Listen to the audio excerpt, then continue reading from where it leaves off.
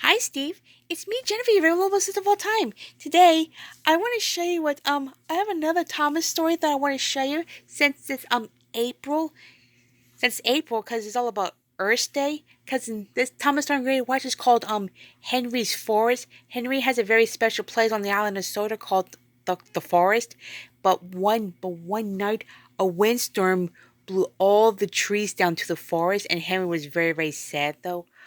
But this is a really great story to watch on Earth Day, and it has a happy ending to this, and you're gonna love this is the story right here. Watch. Henry the Green Engine has lived on the island of Sodor for many years. He wouldn't want to be anywhere else. He likes every part of it, from the fields filled with flowers to the white sandy beaches. But there is one place that Henry always enjoyed visiting more than any other. His driver knew this too. "Come on, Henry," he would sometimes say. "We've made good time today. We'll stop for a while by the forest." Henry loved it here. The forest was full of broad oaks and tall pines.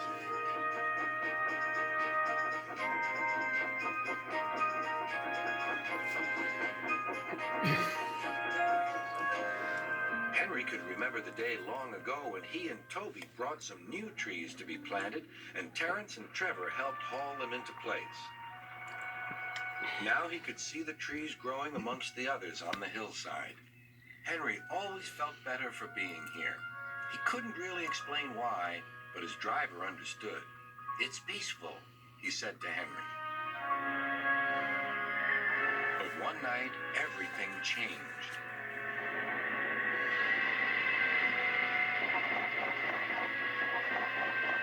The engines were resting in the shed.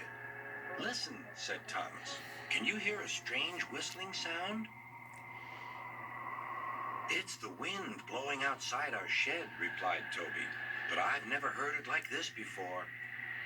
"Do you know," added James, "if Gordon wasn't here now, I'd say it was him thundering by with the express." All the engines laughed, except Henry. "I hope the wind won't harm the forest."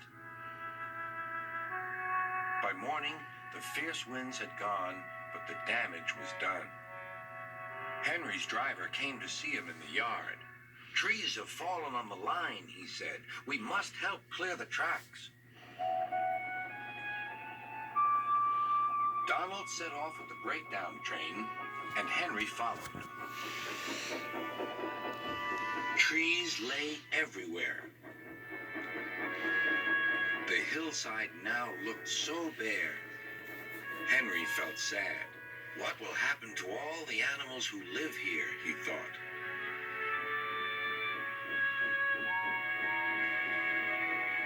When Henry's flat cars were full of logs, he took them to the timber mill where they would be turned into furniture and other things.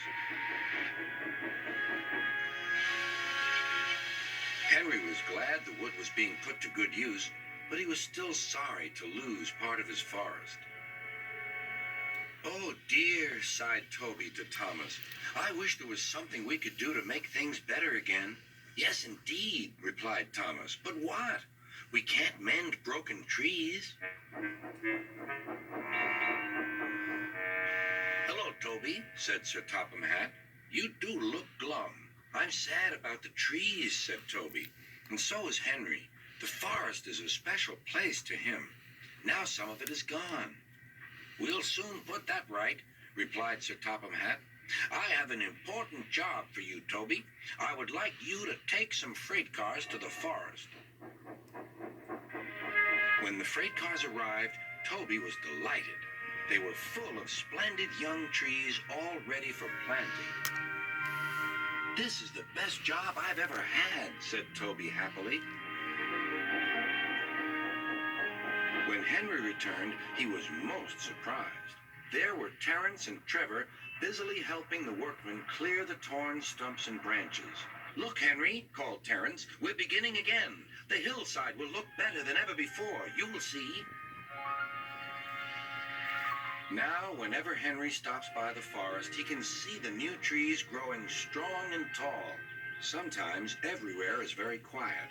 And at other times, Henry can hear leaves rustling or a bird's wing brushing the air. Often he can hear the distant sound of children laughing, and always he is happy here. So yeah, this is a great story to watch on Earth Day, since where everyone else pitches in and helps restore the forest. And you're really gonna, if you never watched the story, Steve, oh, I highly recommend it. So until then, bye, Steve.